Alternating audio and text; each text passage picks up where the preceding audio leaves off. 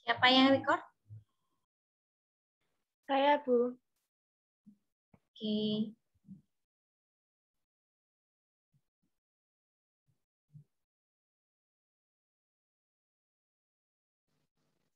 Assalamualaikum warahmatullahi wabarakatuh. Selamat pagi, salam sejahtera bagi kita semua. Di sini kami dari kelompok 5 akan mempresentasikan hasil kerja kelompok kami, yaitu mengenai kas setara kas dan pencatatan kas kecil. Bisa di next. Nama anggota terdiri dari Andini, Okta, kemudian saya sendiri, Teresia Natalia. Next. Materi yang akan dibahas terdiri dari pengertian kas setara kas, yang kedua penggolongan setara kas, yang ketiga pengendalian kas, dan yang terakhir sistem pencatatan kas. Next. Pengertian kas setara kas. Kas adalah aset keuangan yang digunakan untuk kegiatan operasional perusahaan. Maksudnya adalah ketika perusahaan ada transaksi seperti pembelian perlengkapan, peralatan, bahan baku, dan lain-lain, maka perusahaan akan menggunakan yang namanya kas. Yang kedua, pengertian setara kas. Setara kas atau kas ekuivalen adalah investasi jangka pendek yang sangat liquid. Maksudnya di sini, sebagai setara kas jika dapat dikonversikan menjadi kas pada jumlah tertentu tanpa resiko perubahan nilai dan jatuh temponya sangat dekat. Next. Penggolongan setara kas. Terdiri dari 3. Yang pertama deposito berjangka waktu maksimal 3 bulan. Yang kedua money market atau pasar uang. Kemudian yang ketiga bankers acceptance. Next.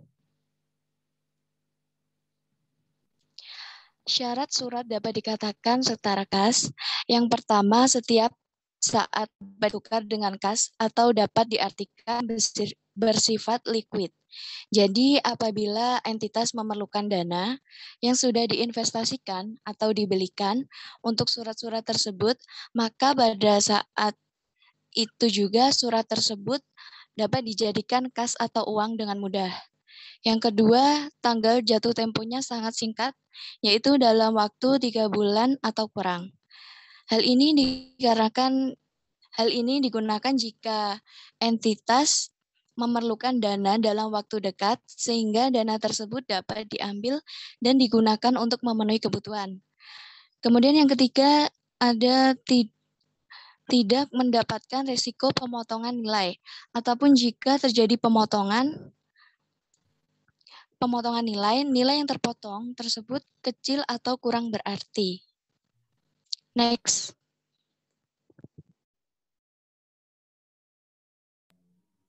Mengapa setara kas itu penting? Alasannya adalah yang pertama, 1.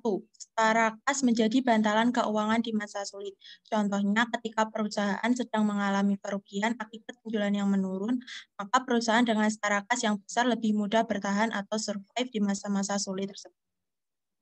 Yang kedua, perusahaan lebih fleksibel dalam menanggapi setiap peluang pasar, yaitu perusahaan dapat melakukan ekspansi kapan saja tanpa terlalu harus banyak meminjam.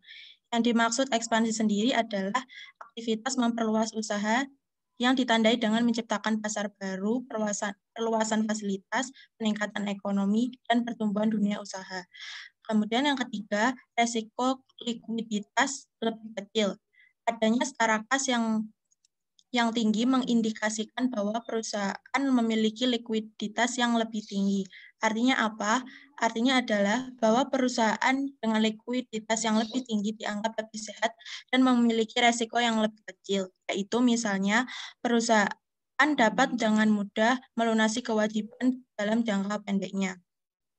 Yang keempat, pengakuisisi juga senang mengakuisisi perusahaan target dengan kas dan setara kas besar. Misalnya, yaitu dalam transaksi leveraged buyout, yaitu pengakuisisi dapat menggunakan kas perusahaan target untuk melunasi utang untuk akuisisi tersebut. Maka, pengakuisisi lebih mudah untuk meyakinkan pemberi pinjaman untuk meminjamkan uang karena perusahaan target memiliki arus kas yang besar dan stabil. Next. Selanjutnya, bentuk pengandalian terhadap kas. Sebelum saya menjelaskan bentuk pengandalian kas, saya akan menjelaskan apa yang dimaksud dengan pengandalian kas. Pengandalian kas sendiri adalah kegiatan untuk mengendalikan kas yang dimiliki perusahaan agar tidak terlalu kecil yang bisa membahayakan likuiditas atau terlalu besar sehingga menyebabkan menurunnya kemampuan untuk meningkatkan laba. Kas sendiri merupakan aset likuid yang mudah digunakan, banyak yang menginginkan sehingga mudah dicuri oleh pihak yang tidak bertanggung jawab. Untuk itu, entitas perlu merancang pengendalian internal yang baik agar kas perusahaan aman dan terlindungi. Di sini ada beberapa bentuk pengendalian terhadap kas antara lain. Yang pertama, terdapat pemisahan tugas antara pihak yang melakukan otorisasi dengan pembayaran, pihak melakukan pengelolaan kas dan pencatatan, pihak pengguna, dan pihak pembayar. Tingkat pemisahan tugas disesuaikan dengan kebutuhan entitas. Pada entitas yang besar, pemisahan tugas dilakukan dalam unit terpisah. Namun, dalam entitas kecil, pemisahan tugas tidak dapat dilakukan secara ideal. Yang kedua, penggunaan lemari besi atau brankas untuk menyimpan kas atau di ruang tertutup dengan akses terbatas, sehingga kas yang disimpan di brankas tetap aman. Yang ketiga, penerimaan dan pengeluaran kas menggunakan rekening yang berbeda dilakukan untuk meminimalkan resiko atas kehilangan kas dan terjadinya penyalahgunaan. Yang keempat, pengeluaran uang dilakukan melalui bank dan menggunakan cek sehingga terdapat pengendalian pencatatan oleh pihak lain. Yang kelima, penerimaan kas dilakukan melalui bank untuk keamanan dan pengendalian pencatatan. Yang keenam, penggunaan sistem impres kecil untuk memenuhi kebutuhan dalam jumlah kecil. Yang ketujuh, rekonsiliasi antara pencatatan perusahaan dengan rekening koran bank. Next. Kemudian, untuk keperluan pengelolaan dalam jumlah kecil, biasanya entitas atau suatu perusahaan tidak mungkin melakukannya dengan menggunakan cek. Hal ini dikarenakan menggunakan cek adalah tidak efisien atau kurang efisien. Sehingga untuk memenuhi kebutuhan pengelolaan kas dalam jumlah kecil, biasanya entitas membentuk dana kas kecil. Kemudian, sistem pencatatan kas kecil ada dua. Yang pertama adalah sistem impress fund atau sistem dana tetap, dan yang kedua adalah sistem fluktuatif atau sistem dana fluktuasi. Yang pertama, sistem impress fund atau sistem dana tetap adalah mekanisme kas kecil di mana dana dipertahankan tetap. Sehingga pada awal dibentuknya dana kas kecil adalah dalam jumlah tertentu, yaitu kemudian setiap ada pengeluaran akan dibuatkan bukti pengeluaran, akan tetapi tidak akan dibuat jurnal. Kemudian, jika jumlah kas kecil akan habis, maka akan dilakukan penggantian sejumlah dana yang telah dipakai. Maka pada saat itulah, yaitu pada saat penggantian, akan dibuatkan jurnal terkait dengan pengeluaran tersebut dan mengurangi kas perusahaan. Setelah penggantian saldo dana kas kecil akan kembali sejumlah yang ditetapkan. Sehingga pada sistem impress fund ini atau sistem dana tetap, maka pengisian kembali dana kas kecil disesuaikan dengan pengeluaran-pengeluaran yang telah dikeluarkan. Kemudian yang kedua, sistem fluktuatif atau sistem dana tidak tetap, yaitu dalam sistem ini dana kas kecil tidak ditetapkan sejumlah tertentu sehingga saldonya bervariasi dari waktu ke waktu. Penggantiannya tidak didasarkan jumlah terpakai atau jumlah yang dikeluarkan sehingga seringkali ditetapkan sejumlah tertentu. Misalnya, untuk pertama kali dibentuk dana kas kecil sebesar 1 juta. Kemudian setiap bulannya ditambahkan dana sejumlah nilai yang sama tanpa memperhatikan jumlah dana yang terpakai. Akibatnya saldo kas kecil akan berubah-ubah. Contohnya seperti ini. Misalkan pada awal periode suatu entitas membentuk dana kas kecil dengan menggunakan sistem fluktuasi sebesar 1 juta. Kemudian pengeluaran yang terjadi selama bulan tersebut adalah sebesar 500.000. Kemudian perusahaan tersebut pada awal periode berikutnya mengisi kembali dana kas kecil sebesar 1 juta. Maka saldonya akan menjadi sebesar 1.500.000.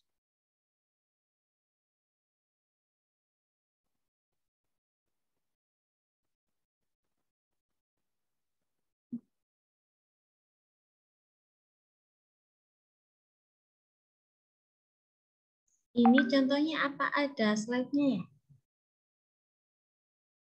Ada Bu, tapi ini PPT saya tiba-tiba berhenti sendiri Bu. Iya.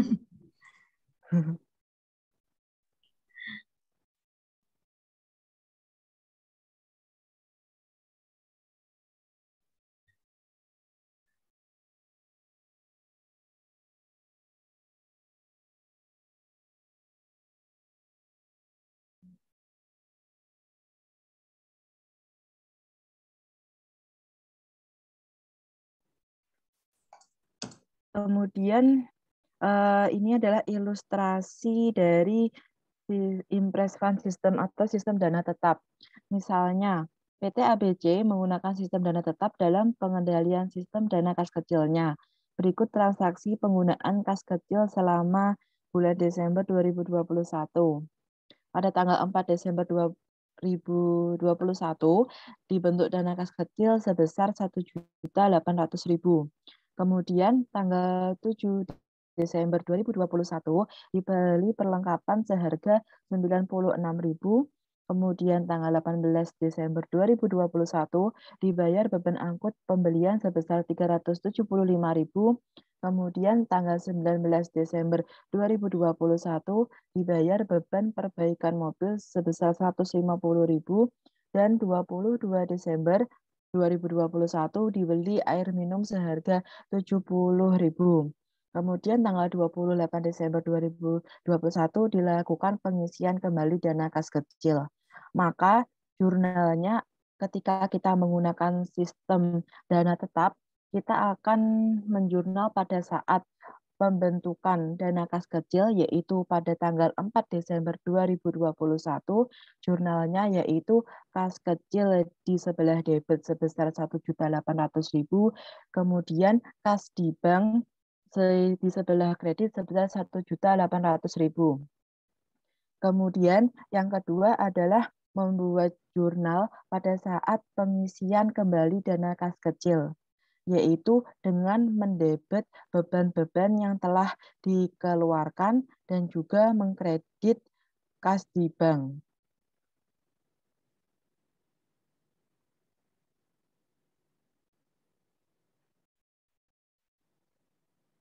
Kemudian ilustrasi kedua yang menggunakan sistem dana tidak tetap. Contohnya sama, akan tetapi pada saat perusahaan menggunakan sistem dana tidak tetap, semua transaksi di jurnal, yaitu pada tanggal 4 Desember dibentuk dana kas kecil, maka jurnalnya adalah kas kecil di sebelah debit sebesar 1.800.000 dan kas di bank di kredit sebesar 1.800.000. Kemudian tanggal 7 Desember 2021 dibeli perlengkapan seharga 96.000, yaitu jurnalnya adalah beban perlengkapan di sebelah debit 96.000 dan juga kas kecil di kredit sebesar 96.000. Kemudian tanggal 18 Desember dibayar beban angkut pembelian sebesar 375.000. Ya, jurnalnya adalah beban angkut pembelian sebesar 375.000 dan mengkredit kas kecil sebesar 375.000. Kemudian tanggal 19 Desember dibayar beban perbaikan mobil sebesar 150.000. Jurnalnya adalah beban perbaikan mobil di sebelah debit sebesar 150.000 dan mengkredit kas kecil sebesar 150.000. Kemudian tanggal 22 Desember 2021 dibeli air minum seharga 70.000, dimasukkan ke beban lain-lain. Maka jurnalnya adalah beban lain-lain di sebelah debit sebesar 70.000 dan juga mengkredit kas kecil sebesar 70.000. Kemudian pada tanggal 28 Desember 2021 dilakukan pengisian kembali dana kas kecil sebesar 1 juta. Maka jurnalnya adalah kas kecil di sebelah debit sebesar 1 juta dan mengkredit kas di bank sebesar 1 juta. Sekian dari kelompok 5. Kurang lebihnya mohon maaf. Apabila ada pertanyaan, bisa langsung diketik di kolom chat.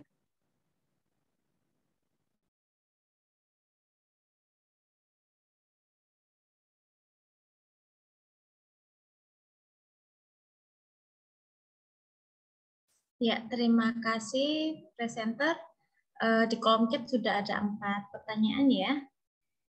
Jadi silakan untuk mendiskusikan, saya beri waktu sekitar 10 menit untuk menjawab. Baik, Bu Ati.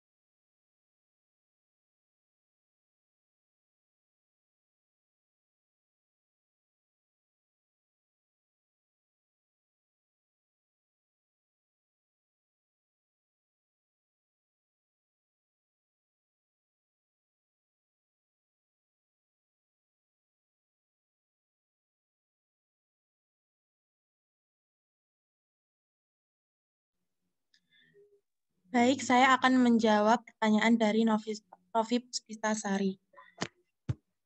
Mengapa kas yang dibatasi penggunaannya tidak dapat dikategorikan sebagai kas maupun setara kas? Jawabannya adalah kas yang dibatasi penggunaannya tidak dapat dikategorikan sebagai kas maupun setara kas, karena kas yang dibatasi penggunaannya mempunyai sifat yang sama dengan kas yang dicadangkan dengan penggunaan khusus. Maka kas yang dibatasi penggunaannya masuk ke dalam dana cadangan. Contoh dari kas yang dibatasi penggunaannya adalah yang pertama, dana yang disisihkan untuk memenuhi kewajiban yang akan jatuh tempo. Yang kedua, dana yang akan digunakan untuk membayar dividen. Sekian, bagaimana Mbak Novi? Baik, sudah paham. Terima kasih. Ya, sama-sama. Baik, saya akan menjawab pertanyaan dari Zalfa Maura Badza, yaitu bagaimana cara setara kas bisa menjadi bantalan keuangan di masa sulit. Seperti sudah dijelaskan tadi, bahwasanya misalnya saja ketika perusahaan mengalami kerugian, misalnya akibat kerugian penjualan atau penjualan yang menurun, maka perusahaan dengan setara kas yang lebih banyak mudah bertahan atau survive di masa-masa sulit tersebut. Misalnya saja perusahaan memiliki setara kas yaitu misalnya deposito.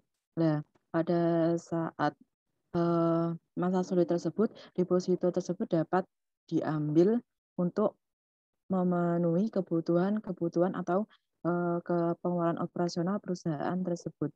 Terima kasih. Bagaimana, Zalfa? Baik, sudah cukup. Terima kasih. Ya, sama-sama. Baik, saya akan jawab pertanyaan dari Hel Ayu. Apa kelebihan dan kekurangan dalam menggunakan sum dan tetap atau express fund sum? Kelebihannya itu ada 3. Yang pertama, mudah untuk mengetahui berapa jumlah pengeluaran untuk per akun pada setiap periode, sehingga bisa digunakan sebagai alat kontrol di dalam penggunaan dana. Kemudian yang kedua, pengelola atau pimpinan kas kecil bisa lebih berhati-hati dalam menggunakan dana tersebut, karena dana hanya akan ditambah ketika sudah akhir periodenya. Kemudian yang ketiga, mudahkan bendahara ketika hendak memperkirakan berapa jumlah dan pada setiap unit usaha untuk setiap periode, dikarenakan jumlah dana pada periode awal akan selalu sama. Kemudian yang kelemahannya itu ada 2. Yang pertama, saldo kecil cenderung susah diketahui karena saldo baru hanya bisa dilihat ketika sudah proses pengisian. Kemudian yang kedua, jika ternyata ada kekurangan dana sebelum berakhirnya periode, maka akan menyebabkan masalah dikarenakan tidak akan ada penambahan di tengah periode. Bagaimana Mbak Helen, bisa diterima jawabannya? Iya, baik. Terima kasih atas penjelasannya.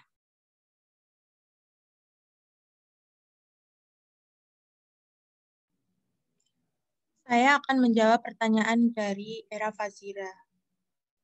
Apakah keberadaan kas sangat penting bagi perusahaan? Jadi jawabannya keberadaan kas dalam sebuah perusahaan sangat penting karena tanpa kas akan mengakibatkan aktivitas perusahaan tidak dapat berjalan dengan lancar. Misalnya entitas tidak dapat membayar gaji, membeli bahan baku, membeli perlengkapan, dan lain-lain. Oleh karena itu, perusahaan harus menjaga jumlah kas agar sesuai dengan kebutuhan. Terima kasih. Bagaimana Mbak Ira? Terima kasih, sudah paham. Baik, sama-sama. Sudah terjawab semua, Bu Ati. Iya, terima kasih presenter sudah melakukan sesi tanya jawabnya. Terima kasih adik-adik semuanya yang berpartisipasi dalam diskusi ini.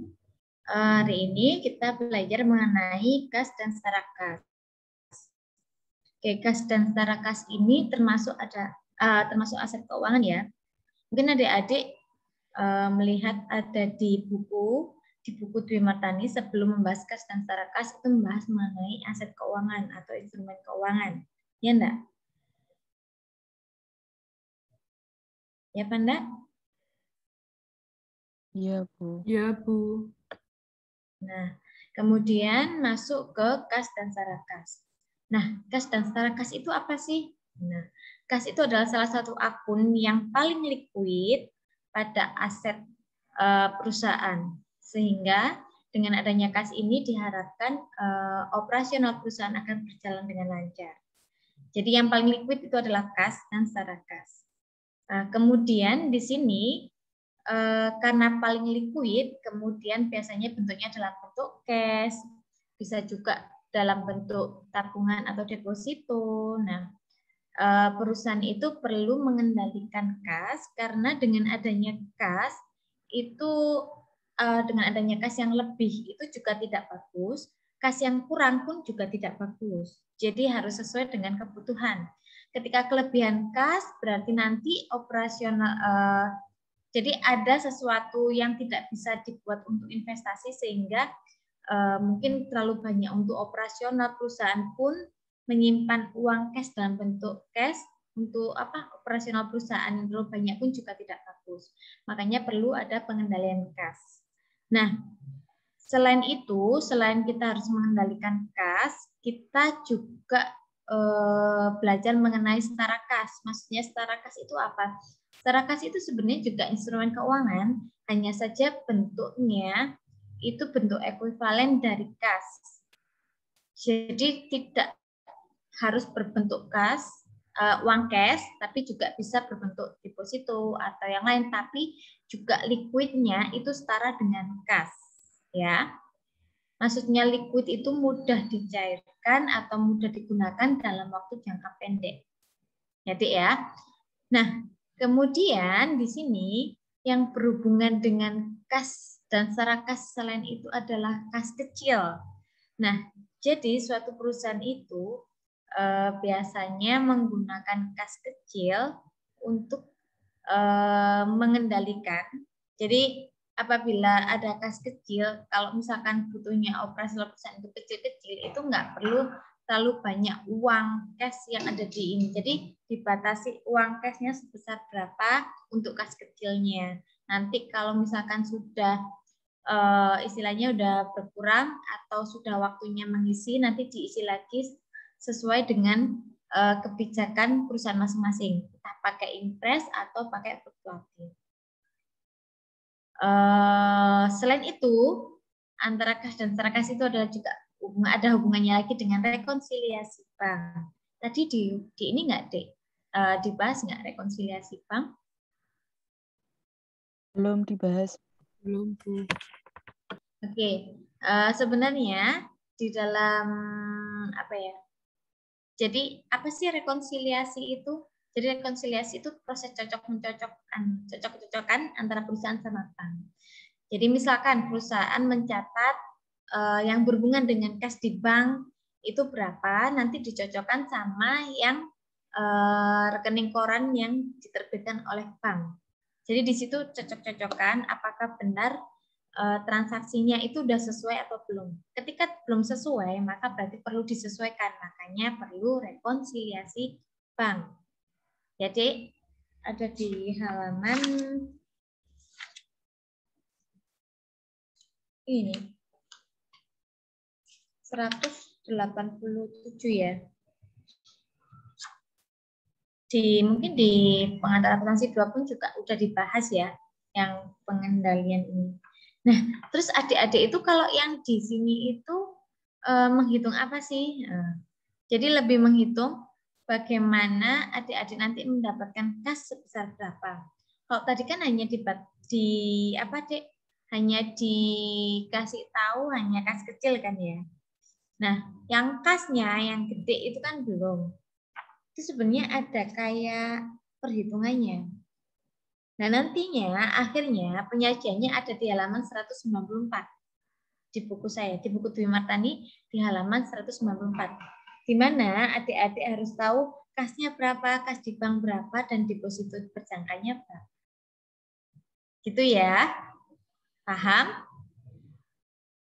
Kalau paham, saya masuk ke review pertanyaannya adik-adik. Mengapa kas yang dibatasi penggunanya tidak dapat dikategorikan sebagai kas? Tidak dapat dikategorikan sebagai kas karena kas yang sebagai operasional perusahaan itu tidak dibatasi. Ketika kas yang dibatasi itu dibatasi penggunanya, berarti sebenarnya dana cadangan, bukan kas yang dibuat operasional perusahaan. Oke? Nah, itu dia sebenarnya masuk ke aset apa? Aset apa tadi? Bukan aset lancar ya.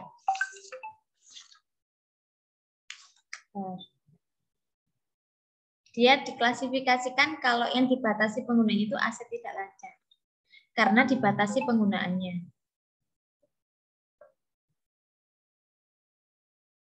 Berikutnya, bagaimana cara setara kas bisa menjadi bantalan keuangan di masa sulit?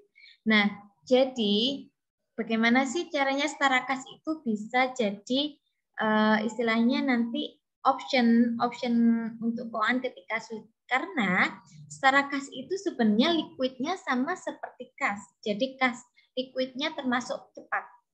Jadi ketika dibutuhkan sesuatu, misalkan perusahaan ini membutuhkan untuk operasional sekiranya ternyata butuhnya 20 juta. Ternyata cash yang dibawa hanya 10 juta. Berarti kan kurang 10 juta kan, Dek? Nah, karena kurang 10 juta, akhirnya perusahaan ini lebih memakai yang setara kas. Ataukah menarik dari tabungan mereka atau menarik dari deposito jika memang bisa dipakai. Nah, setara kas ini bisa dipakai untuk di masa sulit, jadi buat option ketika memang urgent sekali. Karena dia liquidnya juga cepat. Intinya gitu. Berikutnya, apa kelebihan dan kekurangan dalam menggunakan sistem TAP atau impress fund system? Tadi udah diuraikan sama Mbak Teresia. Kalau yang impress fund system atau sistem dana tetap untuk kas kecil ini, dia itu sebenarnya pertanyaan saya, dia sering ketika ada kas kecil keluar itu selalu dicatat atau tidak? Tidak dicatat kalau impress fund. Kalau impress Cuma fund dibuat tidak bukti. dicatat, hanya Ya, dibuat di bukti. Tapi ketika akan mengisi, dia akan langsung mencatat transaksi yang berhubungan dengan kas kecil, beban-beban apa saja yang dikeluarkan. Nah, kalau kayak gitu, sebenarnya kelihatannya apa deh? Buat kita lebih mudah yang mana?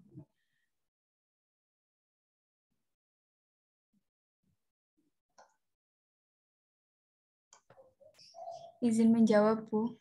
Ya. Kalau menurut saya ya lebih mudah yang fluktuatif karena saldonya bisa dilihat setiap hari. Oke. Nah, kalau yang fluktuatif itu kan setiap kita membuat transaksi kas kecil atau mengeluarkan beban yang berhubungan dengan kas kecil itu kan dicatat ya. Jadi kan diketahui kalau kayak gitu. Tapi kalau yang tetap ini dia tidak diketahui saldonya. Memang lebih mudah sebenarnya, lebih enak fluktuatif, tapi konsekuensinya memang harus mencatat terus. Kalau yang tetap dia hanya sebagai bukti, tetapi tidak dicatat. Dicatatnya nanti kalau sudah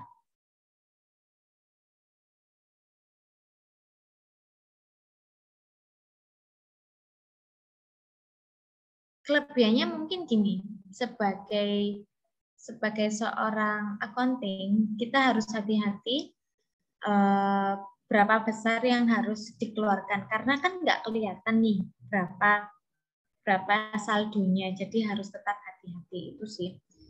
Kemudian di sini tadi yang diungkapkan sama Mbak Teresia itu adalah berapa jumlah pengeluaran untuk per akun itu terlihat, berapa jumlah pengeluaran per akun itu nanti terlihat tetapi ketika mengisi kas kecil kayak gitu. Kelemahannya mungkin cenderung saldonya itu tidak diketahui tiap waktu ya. Kayak gitu. Berikutnya, apakah keberadaan kas sangat penting? Mbak Era ada nggak nih?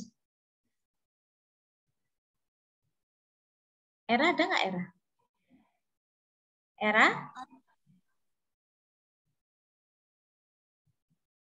Era?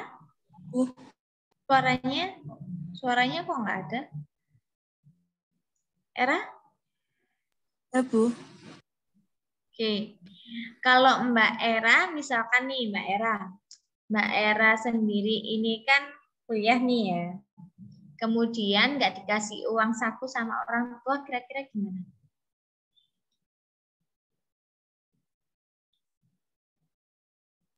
Nggak bisa, Bu. Nggak bisa gimana? Soalnya kebutuhan. Saya butuh gitu. Butuh uang kan? Ya pastinya perusahaan sama lah, butuhlah kas. Masa nggak butuh kas? Nanti operasionalnya kayak gimana? Sama aja kayak Mbak Era butuh uang saku ketika mau berangkat kuliah, kayak gitu. Kecuali kalau udah kerja, Mbak pasti mau kan digaji, nggak mungkin nggak mau digaji. Nih, itu inosen maksudnya nggak mungkin banget ketika Mbak adik-adik di sini tuh kalau udah kerja itu nggak butuh gaji, pasti butuh gaji. Terus gimana buat berangkat kerja?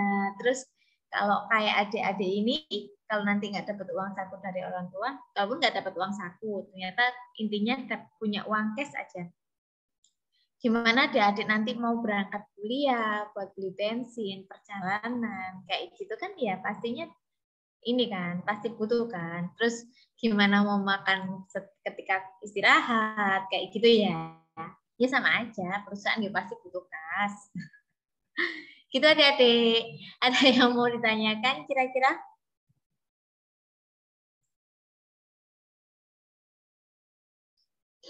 Ada nih yang kas dan cara kas? Huh? Belum ada, Bu. Nah, Dek, kalau ini kan gini. Jadi saya pengennya adik-adik nanti ya setelah ini ya. Setelah ini yang presenter mohon setiap akun apapun itu istilah asingnya apa adik-adik harus tahu. Jadi nanti misalkan kas itu namanya cash kan kalau dalam bahasa Inggrisnya. Dari kas nanti cash. Nah, kayak gitu. Mohon dikasih ini sama belajar sedikit-sedikit akun dalam bahasa Inggris biar agak-agak ingat. Kemudian kayak laporan keuangannya. Laporan keuangan kayak laporan lapor itu apa sih bahasa Inggrisnya biar tahu. Soalnya nanti kalau nggak tahu, nih kayak misalkan buku besar. Apa bahasa Inggrisnya buku besar kira-kira adik-adik?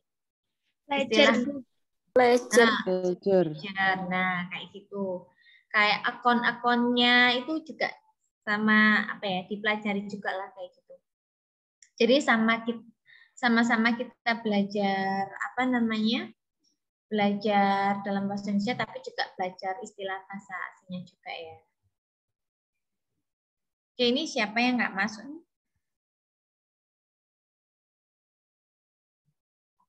Ya, habis ini saya biasanya kalau ngabsen memang saya nggak pernah bicara langsung siapa ya, tapi saya kadang tuh lihat ininya, terus langsung saya centang-centang sendiri gitu. Jadi adik-adik jangan kaget kalau misalkan kok Bu Hati nggak pernah absen ya? Saya absen, tapi saya absennya dari lihat pesertanya di sini. Kayak gitu. Walaupun nggak saya sebutin satu-satu sih, kan terlihat di sini. Tuh. Terus kan kemarin dulu itu pernah Bu Atik kasih tahu kalau adik-adik bawa punya laporan tahunan ya kan pernah diupload di GC juga toh. Nah ini tadi yang share siapa yang siap untuk share screen salah satu laporan tahunan aja, siapa yang bisa? Saya enggak apa-apa, Okta, Bu. silakan. Iya. Yang punyanya Okta silakan di share screen laporan tahunannya. Adik-adik, waktu matkul saya bukannya nggak ngebolehin ya. Kalau makan ya makan, tapi kalau kayak minum terus ngemut permen biar nggak ngantuk nggak apa-apa.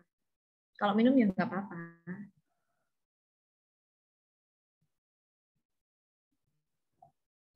Udah Okta ketemu? Oke. Okta ini pakai Bukit Asam. Dia masuk di apa Mbak? Perusahaannya? Masuk di pertambangan. Di? Pertambangan. Oke, terminal pertambangan. Bagus. Oke, dia pertambangan apa Mbak? Bisa ke bawah Mbak? Bara. Ya, batu bara, Bu. Oke, bisa ke laporan keuangannya aja, ke laporan posisi keuangan aja deh. Adik-adik terlihat ya semuanya? Terlihat, Bu. Terlihat, Bu. Oke, ini kalau laporan tahunan itu seperti ini deh. Jadi nggak cuma laporan keuangan, tapi semua informasi mengenai perusahaan tersebut akan diungkapkan di laporan tahunan. Dan ini setiap tahun harus di-share oleh perusahaan tersebut. Ini ada struktur organisasi. Struktur organisasi di sana itu seperti apa? Terus tata kelola perusahaannya itu seperti apa? Kayak gitu.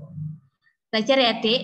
Nanti karena kalau adik-adik lulusan D3 itu biasanya kalau di bagian accounting itu lebih pastinya disuruh, mungkin nggak disuruh banget bikin ini, cuman ada part-part tertentu mungkin biasanya disuruh.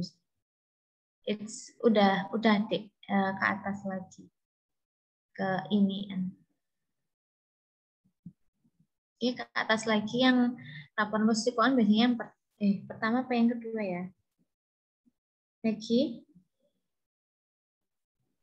ini CALK-nya.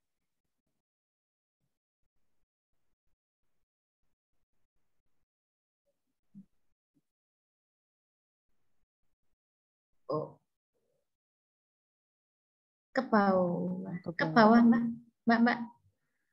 Iya, Bu.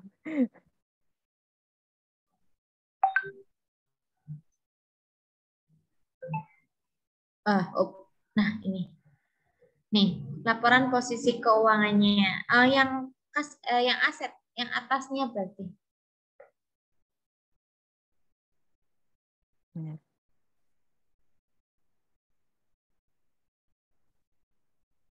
Oke, di sini ada aset lancar. Nah, di situ ada kas dan setara kas.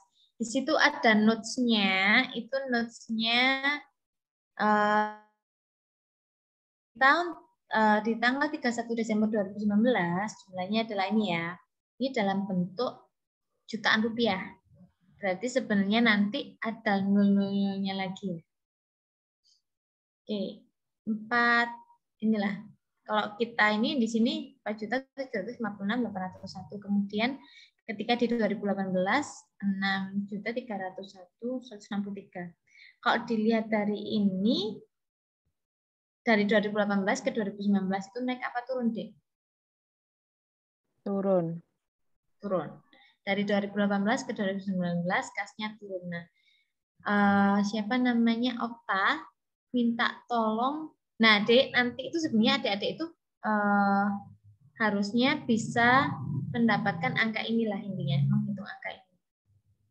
Nih, kayak kas dan setara kas, bahasa Inggrisnya cash and cash equivalents. Ya, ingat-ingat ya. Kemudian laporan posisi keuangan itu apa? Kalau ini laporan posisi keuangan konsolidasian ya, consolidated statements of financial position. Tapi kalau misalkan laporan posisi keuangan itu cuma statement of financial position aja. Oke, tolong diingat-ingat, jangan sampai anak akuntansi tapi nggak ngerti istilah akuntansi, ya. Coba Mbak Okta bisa nggak ke CALK tapi notes yang nomor 5?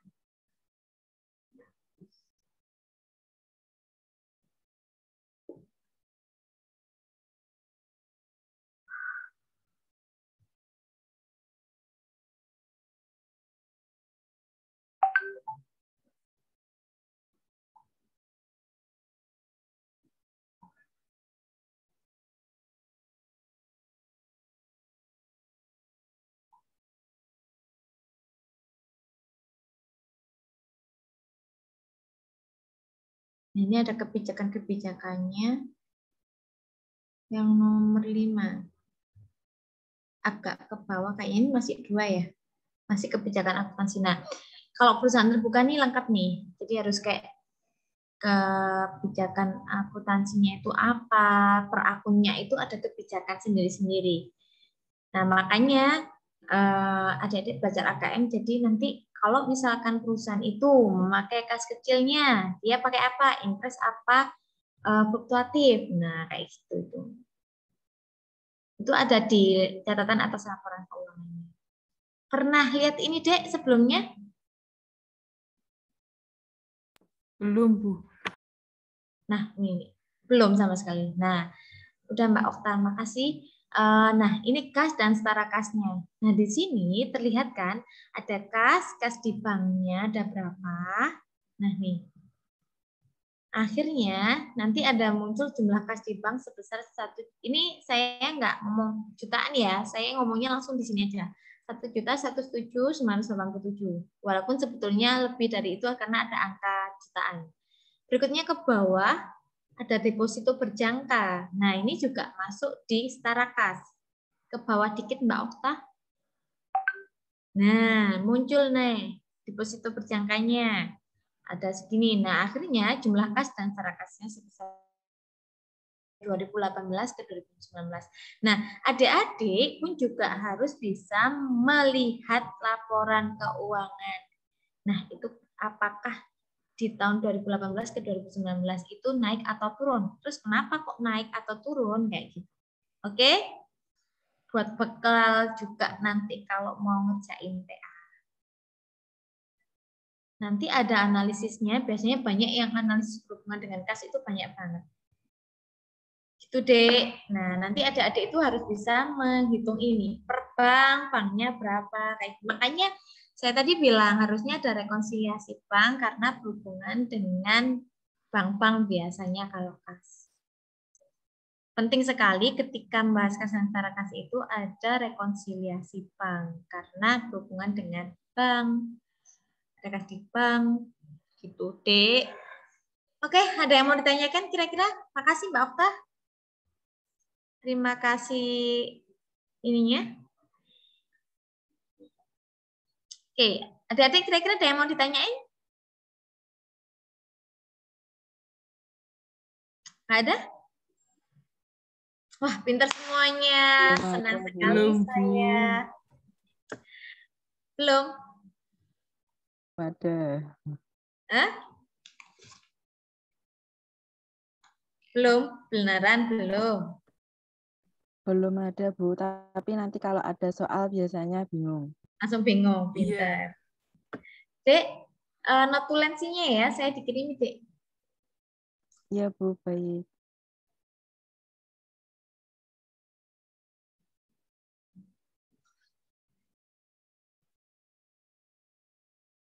Nah, ada lagi yang mau ditanya? Nggak ada?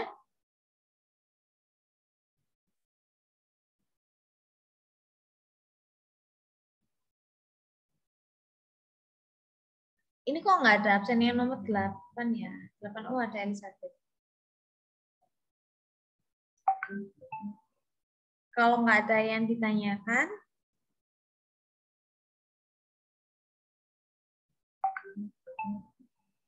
saya akhiri ya. Beneran nggak ada yang tanyakan. Nanti bingung lagi.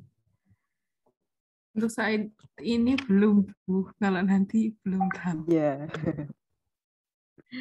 Oke, adik-adik. Terima kasih atas perhatiannya. Terima kasih join di diskusi kita hari ini. Semoga nanti diskusi berikutnya juga tambah seru.